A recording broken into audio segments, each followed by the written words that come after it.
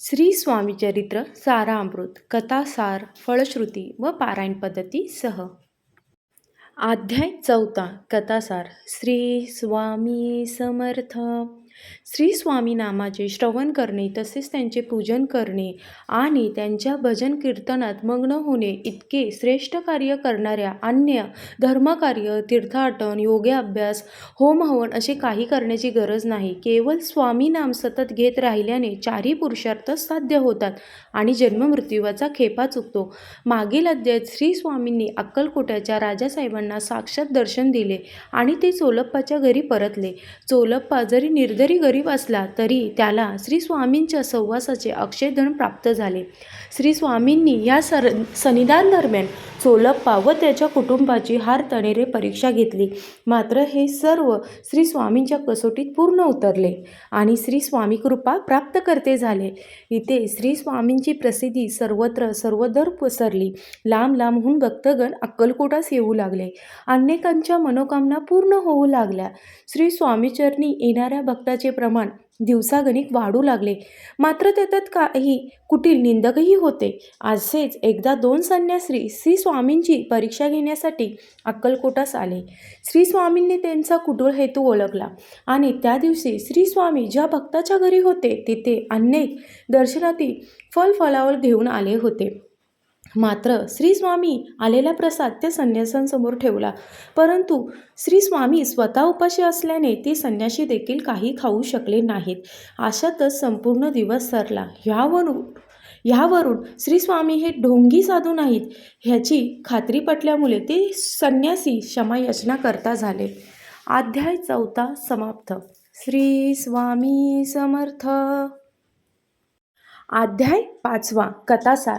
अध्यायाच्या सुरुवातीलाच ग्रंथकर्त्याने सत्पुरुषांचा सहवासाने भक्तीमध्ये उत्तम बदल करून घडतो असे विधान केले आहे. ज्याची पूर्वपुण्याई आहे त्यांनाच श्री स्वामींचा सहवास लाभेल. अक्कलकोटी निवासी जनता तर परमभाग्यशील होती. अक्कलकोटांच्या राजांनाही पूर्वपुण्याईमुळे श्री स्वामींसारखे दिव्य सत्पुरुषांचा सहवास घडला. श्री स्वामींची कीर्ती चौबाजूस पसरली. इतकेच नव्हे तर बडोद्याचे राधाधिकारी मल्हारराव गायकवाड यांच्याही कानी पोचली. त्यांच्या मनात विचार आला की आपण श्री स्वामींना अक्कलकोटहून थेट आपल्या बडोदा नगरीस आणावे.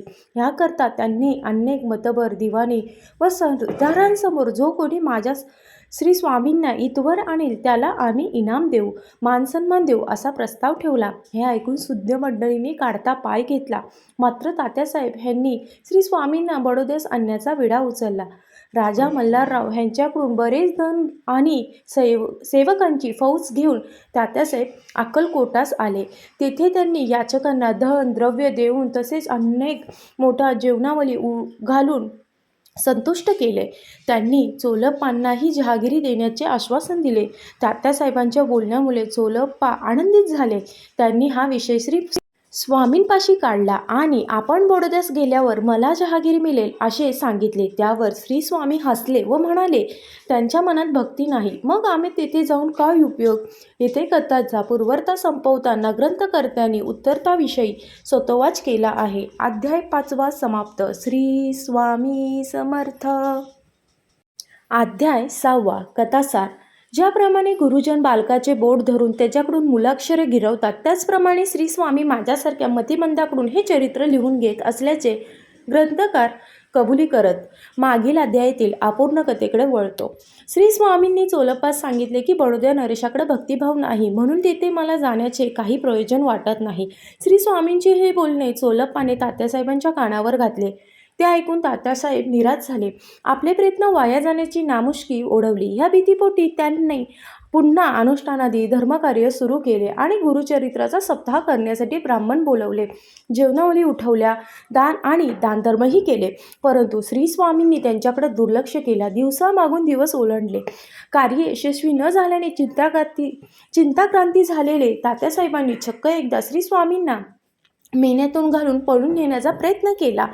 मात्र हे लक्षात येताच श्री स्वामींनी मेन्यातून उतरले आणि अर्ध्या रस्त्यातूनच माघारी परतले. असा प्रकार तात्यांनी जितक्या वेळी केला तेव्हा त्याचे प्रत्यार्थही श्री स्वामीकडून तसेच मिळाले. अखेरीस कंटाळून त्यांनी तात्या माघारी परतले. हे पाहून मल्हारराव यशवंतराव ह्या मराठा उमरावास पाठवले. यशवंतराव अलंकार, वस्त्रभूषण आणि द्रव्य घेऊन श्री स्वामींपाशी आला. तेव्हा श्री स्वामींनी रुद्ररूप धारण केले. त्यांचा क्रोधावतार पाहून यशवंतराव पुन्हा माघारी पळाले. ह्या परिणामी अखेर मल्हाररावांचे राज्य गमवावे लागले. विषप्रयोग करणाऱ्याच्या एका आरोपावर श्री मल्हाररावांना अटक करण्यात आले. श्रीची अकृपेमुळे हे फळ होते. अध्याय 6 समाप्त. श्री स्वामी समर्थ. श्री स्वामी समर्थ. श्री स्वामी समर्थ. श्री स्वामी समर्थ. श्री स्वामी समर्थ. श्री स्वामी समर्थ. श्री स्वामी समर्थ. श्री स्वामी समर्थ. श्री स्वामी समर्थ. श्री स्वामी समर्थ. श्री स्वामी समर्थ. श्री स्वामी समर्थ. श्री स्वामी समर्थ.